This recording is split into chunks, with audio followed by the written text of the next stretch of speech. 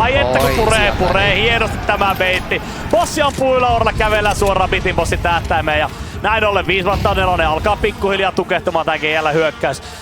Sekunnit kuluu, kallis arvet sekunnit kuluu koko ajan, pitäisi jotain tehdä, kato miten levällään ollaan, pommi on rampilla, yksi on siigrissä, yksi on punaisella, ihan hirveä tilanne. Kato Bobby hiipi läpi siitä. Jep, ei tule äänillä pois vai? Ei tule äänillä pois.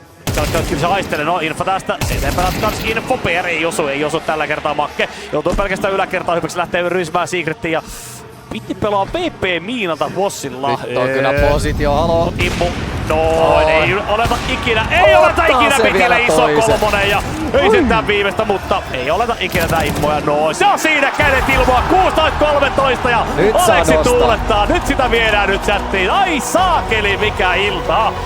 Nyt saa nostaa kädet ilman. Samppakin voi tulla takaisin tänne. Kyllä, Samppa tervetuloa chattiin. Nyt on synnit annettu anteeksi. Kyllä pakko on nostaa